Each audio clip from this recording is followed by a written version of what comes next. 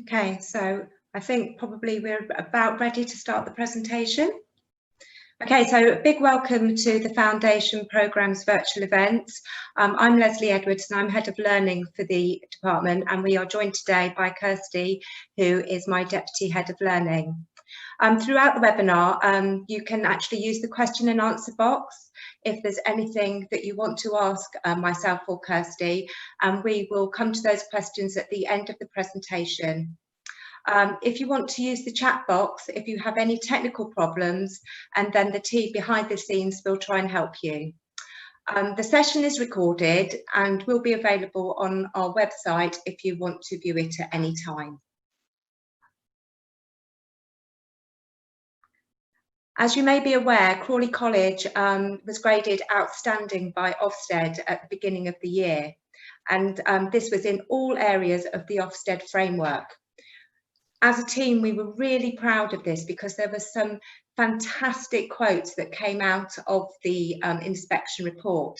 A couple of those I'll read to you. So learners, particularly those with special educational needs and or disabilities, rightly feel highly supported by the college staff. I mean, that just shows you the ethos that we have here at the college. Also, learners cherish the passion and the subject expertise of their teachers, which inspire them to extend their learning. We are very much about developing individualised learning for all of our students. And I think as we go through this presentation, you will see what an outstanding department we are. Next slide, please. As an area, we have an intent to make sure that we offer a really well-designed curriculum that ranges from pre-entry level to level 1. And so this enables learners to achieve their goals and aspirations. We use educational healthcare plans to help us individualise learning for students, looking at the outcomes and making sure that learner outcomes are built into the study programmes. We also use the preparation for adulthood agenda. So we're working on those key independent skills, getting students ready for the next stages of their lives. And also we use the SEND code of practice in all of our delivery. Our courses, as we talk through them, will show you the fantastic vocational options and infills that we have within the college to complement and enhance every student's learning. Next slide, please. We're going to show you just a short video of the area, just our classroom areas and a couple of the workshops.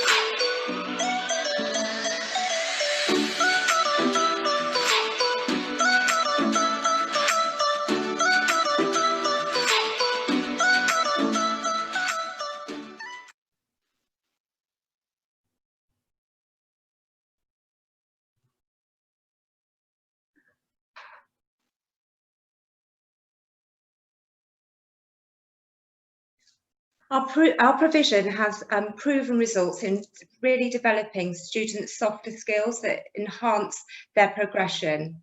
So we're talking about things like building motivation, sort of learners having fun while they're learning. Every contribution that a learner makes is absolutely valued, and the students play a large part within our student voice and our committee here at the college. All of these things are really key to progression. So, and as we go on further, you'll see how this is built into the programmes. Next slide, please. So what we do to individualise student learning is use a system called RAPA, which is recognising progress and achievement. So with this, all learners' programmes are individualised. So we start off with sort of assessing learners right at the beginning of their journey with us. Through these assessments, we're looking at EHCP outcomes, as well as the soft skills that we've mentioned previously. From these assessments, we will then decide on what the students' targets may be. But also within that, we actually get students to do something called a mini path. A path is actually where a student will actually say to us what their aspirations are for, say, 5 years' time, and then where they think they're planning to be this time next year. From where they're saying that they would like to be in a year's time, we then work with them to actually set themselves some learning goals, which then we filter down even further to set manageable learning targets throughout the year. Learners also get the opportunity to co-create their own curriculum. So it's not about learners just coming in and working towards the outcomes on their EHCP, the qualifications that we offer, and anything. Oh, I've just gone a little bit blank, so bear with me. And with their targets, we're also looking at what else they would like to learn and how they would like to learn it. So within all of our schemes of work, we make sure that we get learner feedback within them, so that if a student says to us, well, actually, I'd really like to learn how to manage my own bank account this year, then we would look at where they were at with that and start to embed that into their own learning. So it's really key that we combine all of these things to build a learning programme for students. Next slide, please. I'm going to hand you over to Kirsty, who's going to talk you through the qualifications and give you a little bit more depth about what we do. Hello everybody, thank you so much for taking time out of your busy schedules to join us this evening, and I hope we're able to answer all the questions that you might have around what we do in our department. I love working in foundation, and I love the fact that we've got a hugely flexible curriculum that you can have a look at here. The slide does look a little confusing, but it's just to show you all the different directions that a young person can go in when they come to foundation. We start, like Leslie said, from pre-entry right up to level 1 study programs, and at each level the student has the option to either progress further if they're able to and want to, or progress out into something else, which would include things like supported living, community engagement, or adult education, or employment and voluntary work. But we will prepare them for all of those along the way. With us doing our reviews 3 times a year, this is where we can discuss with parents and with the learners just to see where it is they'd like to be heading. As you can see on the left-hand side of the slide, we start at personal progress, and that's pre-entry to entry 1 students that will join us, and they will go down to our independence suite and they'll start developing skills around living skills and independent skills. And they will do that for a year or 2 years, depending on what the needs are, and then can move up into our independence, which also stays down in the same area down in Don Munro, which is our independence suite. This one can also be done for 2 years. These students, I absolutely adore going down to visit them. They're always having the absolute time of their life down in that department, learning basic skills like, which will make parents really happy, how to make cups of tea, how to do laundry, how to strip your bed and put duvet covers back on, right up to money skills and traveling independently. all the skills that would be needed just to live in the community and out in the wider world. Once we've got to the end of that, students can then progress up to Skills Plus program, which is also over 2 years. And this is where we're starting to get the work skills going. And it's also, they get to choose vocation options, which is starting to get them ready for what's to be expected in mainstream when and if they can progress that far.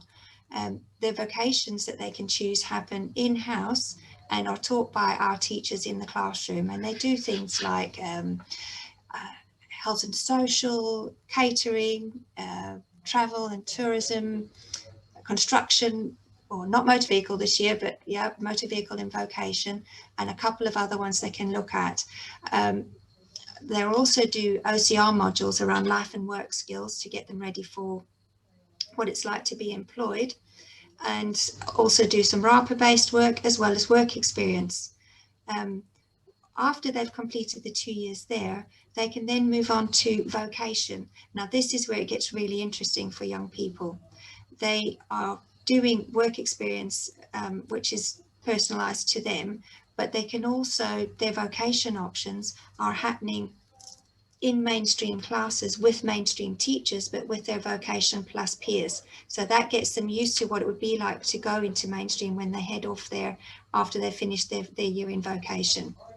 And then you can look up to the level 1 study programs across college, which they've had plenty of training to get them there and plenty of experience and things to try out before making that big decision. The supported internships, that's quite a new one to Crawley College. It is absolutely amazing. It's a program set for young people that have EHCPs that have gone as far as they can or want to education-wise, but would like to get into the world of work. So they come back to us in department and work with me, and we start looking for a work placement for them and work very closely with the employers to see, to give as much or as little support as that young person needs. And that is a fabulous way for a young person to get out there, because we don't want to be chucking people just straight into the world or without any support. We need to be there for them, because it is a scary thing to do on your own. While we're doing all of this, we also run our EHCP reviews, which happen, each student has an EHCP, has a full EHCP review once a year. And coronavirus has been, not everybody's friend this year, but when it came to EHCP reviews, it actually was quite a wonderful thing that we learned how to do. We've started doing our reviews on Teams, which has meant entire families can take part in the process, which has been really, really enjoyable. I've had many an EHCP review with the whole family around a coffee table joining in and putting their input into this young person's development and skills across the program. So I've really loved that. But we also run our reviews face to face, and if we need social workers to be invited, that can happen. If there's any other professionals like occupational therapists or physiotherapists that are involved in the young person's life, they can also be invited to come and join join the EHCP review to just hear about what's going on and have their input into the notes and the review notes, so that we can make sure that their program is completely individualized to that young person and all their needs are met while they're within the college environment. Lovely, thank you, Kirsty. I think as well that we just needed to say as well is structured within all of the levels, learners will be building on their English and maths skills, and we offer English and maths at college certificate level all the way through to GCSE. So we are really preparing learners for being able to go across college onto main study programs at the end of it. Okay, so progression is really, really key. And as Kirsty mentioned before, we do have 3 progression reviews throughout the year, as well as the EHCP. So again, because of COVID, these can be done online through Teams. But generally, people have been coming into college for those. These reviews are really, really vital for learners, because it is the time where we get to chat about their progress and they get to chat about their progress, because it is really essential for us that the learners start to take ownership of their own learning. So within their study programme, they will also be keeping a learner journal. It is like it tracks their journey throughout the year on how they are developing towards the targets that they have been setting themselves on their path and at six weekly reviews. So that's really important for progression. As Kirsty mentioned, our level 1 programs, the students go across college and able to go and study vocational options across with their peers. This year, the learners are going into sport and public services, art and design, health and social care, construction, motor vehicle, travel and tourism, hair and beauty. The range of qualifications that they can do is absolutely amazing. Kirsty's supported internship programme is absolutely fantastic. We do have a passion here to make learners progress as far as they can and get them into employment. I think what Kirsty sort of didn't mention was that the success that she actually has with students, getting them actually into paid employment. So even when learners feel that they've gone as far educationally wise, it is really important that they take that step to have that support to go into the workplace. We do sort of work with West Sussex County Council, working on their pathways to adulthood strategy, and that is really key to us to make sure that everybody gains the independent skills that they need. Next slide, please. So looking at employability, as we've already mentioned, this is really key in everything that we do.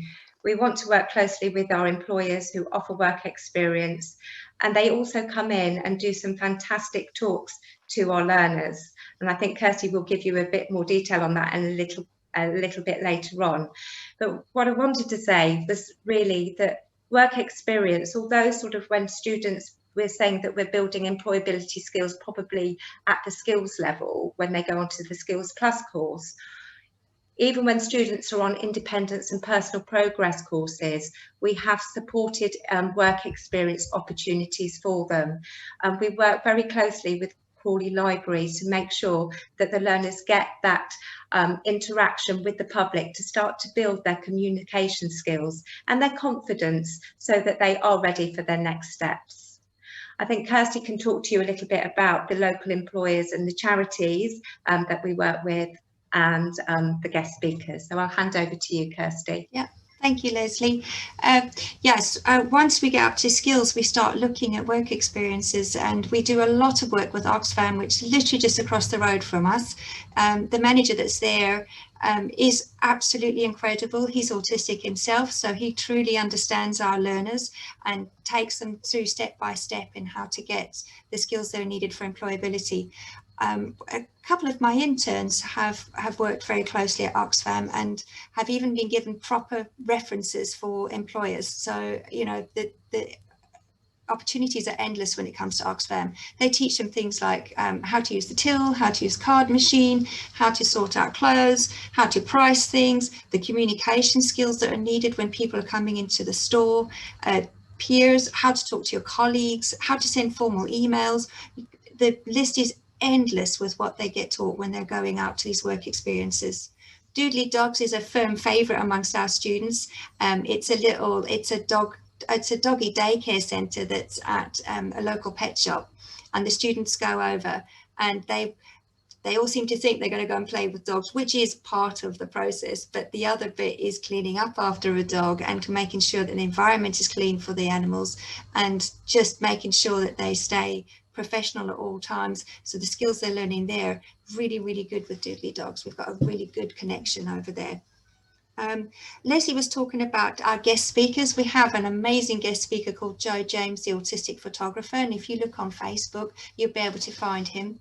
He is an amazing motivational speaker. We love having him in, and I'm definitely getting him back in this year. He comes to just tell our learners about the fact that he is autistic, and it hasn't stopped him from getting married, having children of his own, having a successful professional life, and also it's okay to have those quirks. He carries around a tiny little teddy bear that he uses for a lot of his photography. He talks to our learners about having odd obsessions and strange things that you might want to talk about, and that it's okay, and he's an adult man and everybody respects him for it. And my students that watched him last year all came away so motivated and so excited about getting out into the world and knowing that even though they had challenges or maybe slightly different to everyone else, they still had a valued, important place in the community. Leslie talked about the soft skills that we embed. This is done a lot by our trips. The college funds amazing trips each year. COVID has put a spanner in the works for some of them, which has been a bit sad, but we had quite a few foundation learners go on a trip to New York, and as well as students that went to Euro Disney. And New York was incredible. I had a young man who hadn't ever asked his parents for anything at all. And I mean, we're talking someone that was 18 years old and hadn't requested anything. And when he heard about New York, he asked his mum if he could go to New York. And he'd never gone anywhere overnight without his family at all. And he had managed this international flight over to New York, 5 days away from family. And he just wanted to go and see the 9/11 memorial site. And that was his main aim. But to know that this young man's come back now and he's now in Vocation Plus and doing so well, the independent skills that he developed on this trip, being able to talk to new people and be in a strange environment, and the changes in routine that he just developed on those 5 days were absolutely phenomenal. Euro Disney was also pretty awesome. We had 6 students from our department go over. Terrible part of my job having to go on these trips, but it's really good fun. The independent skills that they got there, because they had to develop money skills, they had to buy their own dinners each night, so trying to make healthy options when you've got McDonald's and Burger King and all the unhealthy places in the world, and trying to guide them to make healthier choices, but they made those choices. They had to know how to divide their money up over the days and not spend it all on one sort of gift in the gift shop. Knowing how to do that, knowing how to work in your little group and taking turns for who's going to pick the next ride, because the lines are pretty long and you can't be wandering off on your own. So those trips have a huge impact on a young person's life, and just knowing that, you know, they can go and do that, I absolutely love them. There are 2 trips happening next year. We won't be doing New York this year, as you can well imagine why, but we do trips to Thorpe Park and sort of closer to home as well. But honestly, the trips make all the difference in a young person's life. So if you're a young person comes home and says they quite fancy doing this, if you can, please jump at that opportunity, because it is such fun and they learn so much. I'm going to hand back to Leslie now. Okay, lovely. Thank you, Kirsty. So we're now going to move on to some of the questions that have been popping up throughout the presentation, and Kirsty and I will do our best to answer those for you. So the first question is that there is a young person who's just coming to the end of year 11 and has an EHCP, still not sure what he wants to do and not sure whether he's going to have a place at his current college for next year. So what would we be able to offer, and what vocational studies would be available? Now, obviously, we would at interview do an assessment on your young person or on the learner, okay, just to make sure that we're going to sort of put them within on the right course. However, what we also do is within our first 6 weeks of learner joining us in September, we have an initial assessment period. This gives us the opportunity to move students around if we feel that they've probably been placed in the incorrect course. It also gives us a chance with Vocational Plus learners that are joining us at level 1 for us to assess them and see if they are actually ready for a level 1 course. So we've already talked about the vocational options. So if they're joining at Skills Plus, we'd be looking at sort of horticulture as an option, travel and tourism, health and social care. We do have some construction. We have arts. Yeah, performing arts.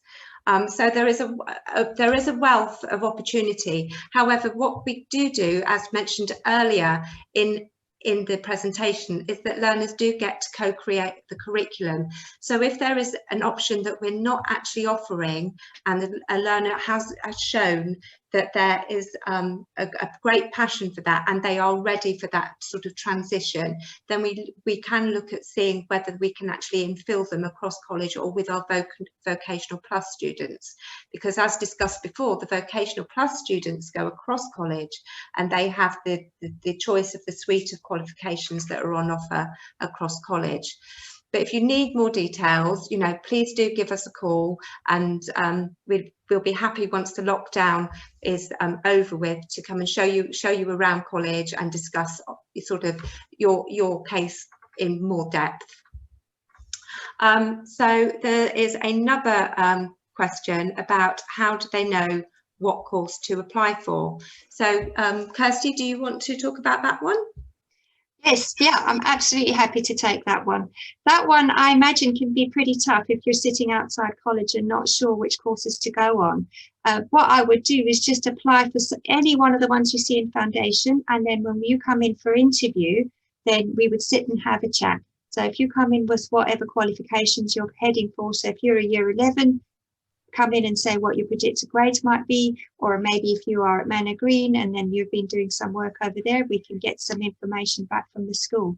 But we just generally have a conversation with you and just gauge it from there, and then do some initial assessments in the first 6 weeks that you're with us and decide which would be the best course that suited you. But it is a joint decision, because sometimes we'll have students that come in and say this is definitely what they want to do, and we may think that something else is the better option, but we're not going to tell you you definitely can't do something. You may have to work towards it.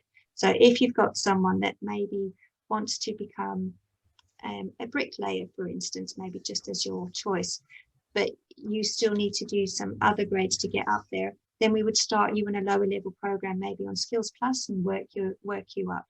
Or if you've someone that's maybe been homeschooled your entire life and you want to just get some grades behind you, Vocation Plus would definitely be the option to go in, because that can get you that little the piece of the certificates that you're looking for to get onto mainstream courses. But honestly, it's just about all of us getting together and having a chat, and then doing those initial assessments and finding the right place for you. Okay, brilliant. Thank you, Kirsty. There's a sort of a similar question here, but I just want to reiterate it. So it was just about when do the college advisors as to what course and level the student should enter at. So as Kirsty said, if you can apply for any course, and at interview we will do an assessment and find out on those one-to-one discussions sort of about what the starting point should be, sort of looking at sort of the predicted grades or qualifications that learners are taking, but also, you know, we will do some sort of a small initial assessment, which also was a question from another person about how students will be assessed. So really at interview it is around discussion. We do have a small paper-based assessment. It isn't a test, and then throughout the first 6 weeks, that is when we will start to do assessments on softer skills and sort of the maths and English a little bit more in depth, just to make sure that we put you onto the right course. Those decisions within the first 6 weeks, they're usually made probably within the first 1 or 2 weeks, so that we actually make sure that the learners are onto the right course and actually starting the study programme sort of right at the beginning of the year. Okay. There is another question about, is there any media within the provision? So yes, there is media. So within Vocational Plus, students go over and infill into media with the media students and with their peers, and study media qualifications. But also at skills level, we deliver art and media together. So there is a clear building block to developing those skills. Okay.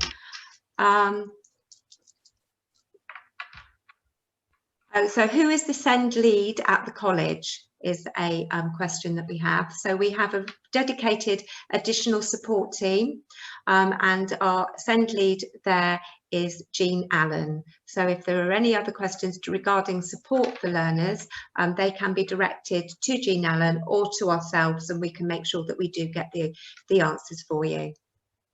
Okay, how much feedback do parents get on their child's progress? So within our team, we love to give feedback because we celebrate every achievement. So students will also get postcards home if there's a cause for celebration. But the team do give regular phone calls home, and as well as having the progress reviews 3 times a year. But also, if you find that you work well with a home college notebook, then that is also something that we can implement if that's something, the way that you prefer to work. As we say, every learner is actually, their programme is individualised, so how we report back to parents is absolutely individualised too. We want to meet everybody's needs, and we want to make sure that everybody is happy with the provision that we are providing, and we always welcome any feedback. So Kirsty, have you got anything else to add on to about feedback to parents? I would just like to agree with what you're saying there, Leslie. It is, we do individualise it according to what's needed. I mean, I will quite often have regular phone calls home to some parents because that's what they're needing. We have quite a few students with little books that they send in, and we write, the LSAs will write into them every single day. Some parents will prefer the occasional email just to get some feedback. But then again, we also have our 3 reviews, which give a really intensive time that you can sit and ask as many questions as you like. I'm also free for any parents to call at any stage, or any parent to email me if they've got a query. I'm happy to take anything like that. We are very open to any sort of communication and feedback that's needed for all the students. Yeah, as a team, the support that we offer the learners to reach their learning goals is really important to us. And, you know, we want to make sure that we offer a really outstanding service to everybody. So there is a question here about, are there any bullying problems of foundation learners? I can't actually think of any bullying problems of foundation learners. We are an inclusive college. Our student voice is really, really highly regarded within the college. The foundation learners are also members of the Student Voice Committee. So it's just so, the environment is so inclusive, you wouldn't believe. It is actually a pleasure to work here, and to see students actually being helped by other students when they're in the Students' Union, if they're playing pool or using games consoles.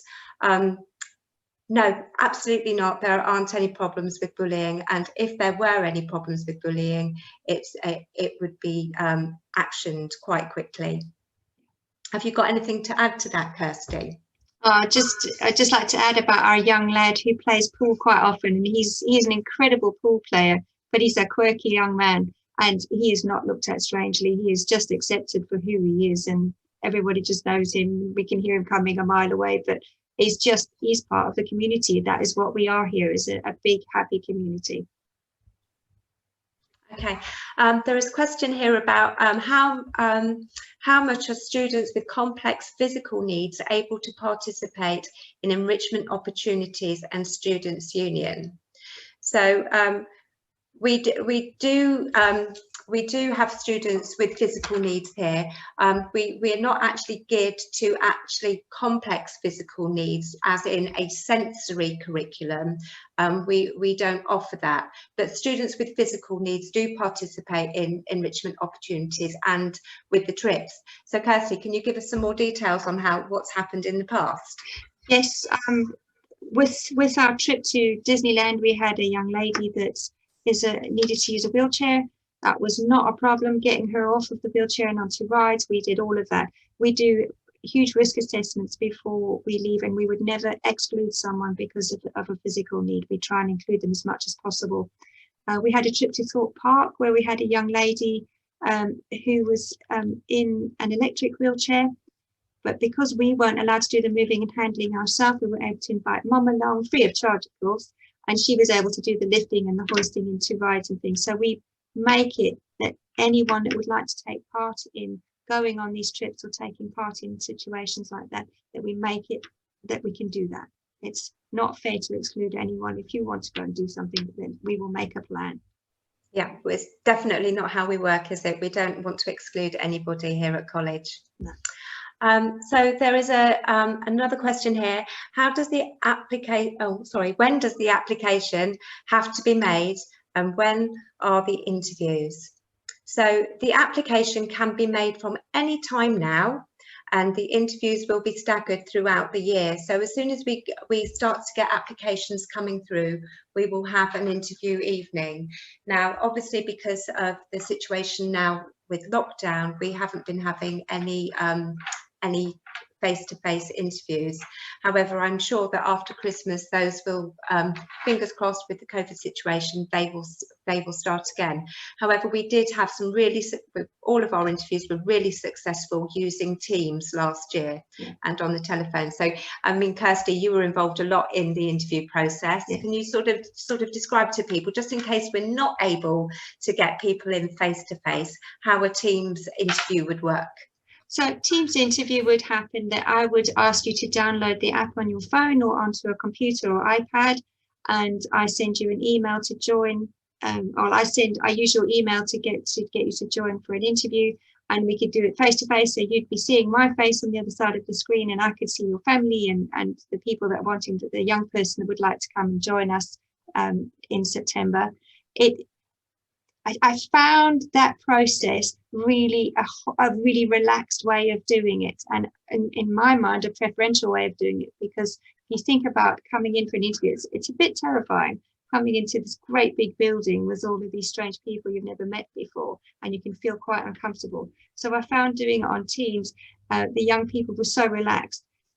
Some people weren't able to download Teams, so then I did the interviews just purely on the phone. And that is honestly just a conversation. I sat and took notes and asked a few questions. There again, families were putting their phones on speaker, and I was having mum's input and dad's input and Auntie Sally's input, and and the young person's input. Brothers and sisters were giving me information as well, which they were really good, helpful people there, giving me all the downloads on their brothers and sisters. It was quite an interesting setup.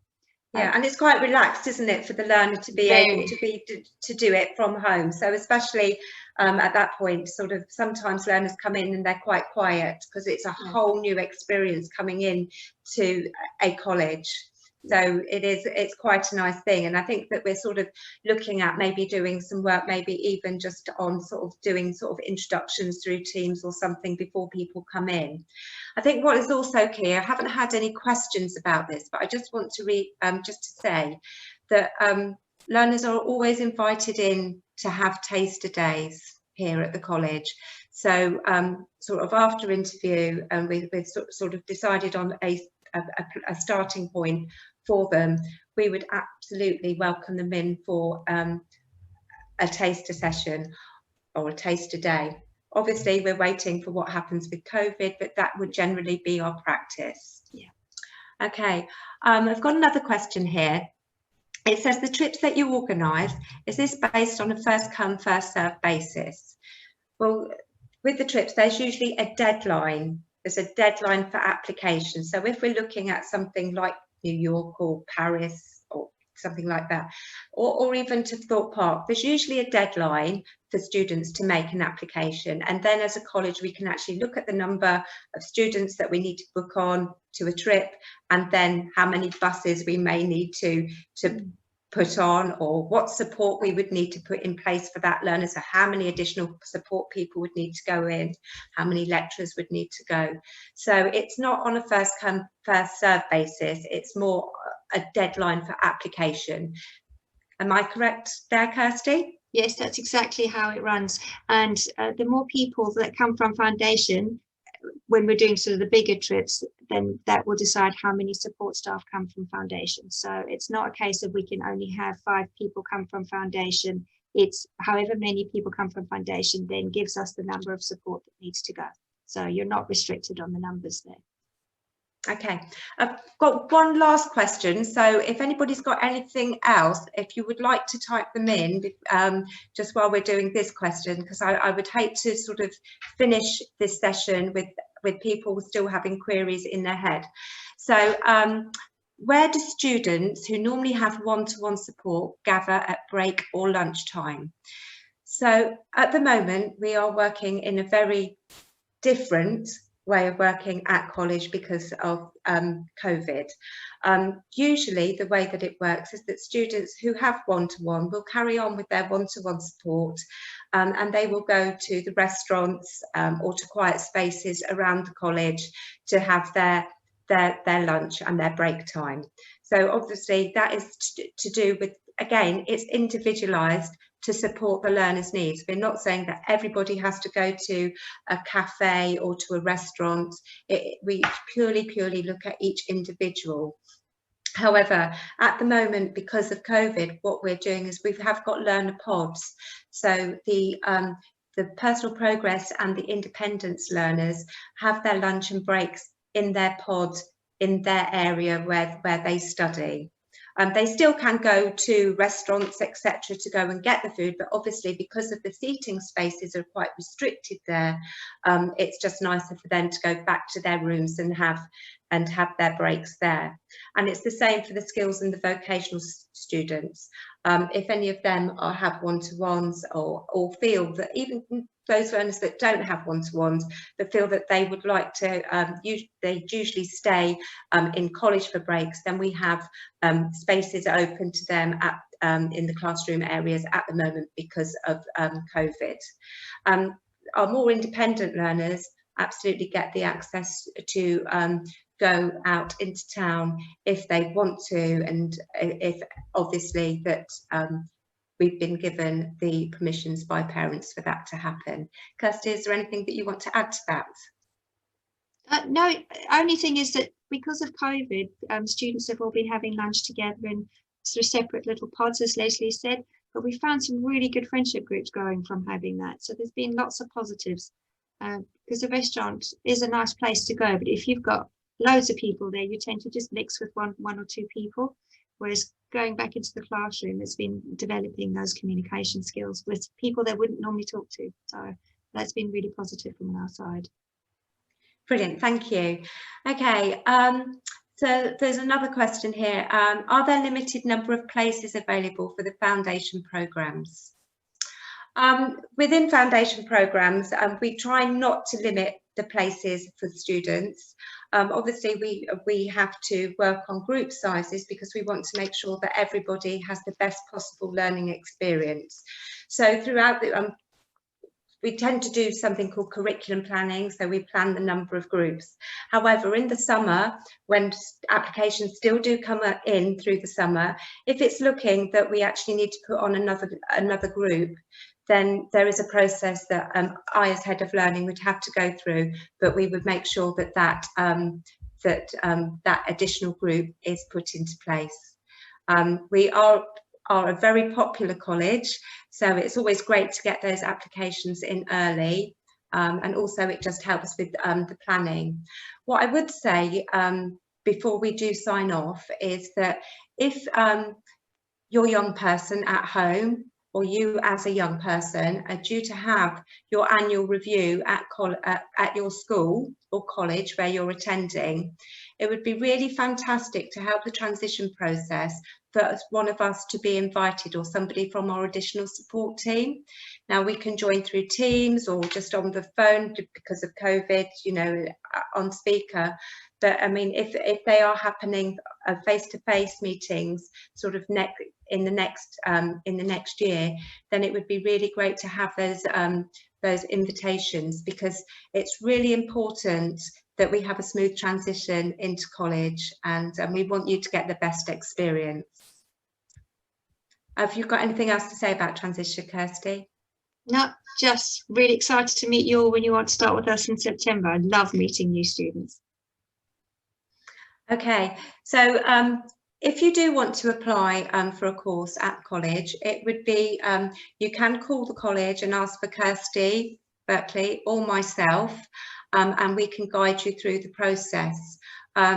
Some of the courses are currently showing on the website, and we are just updating our website. So I'm just aware that if you go into the website, some of the courses might not yet be showing. So it may be best just to do a phone call. However, if you do want to go onto the website, and you can see a foundation course there, by all means apply for that one, because as we've said, that we will be sort of initially assessing everybody and making sure that the programme that they apply for is the correct one anyway. All right, thank you everybody for joining us, and I really look forward to meeting you all in the near future. Bye. Bye.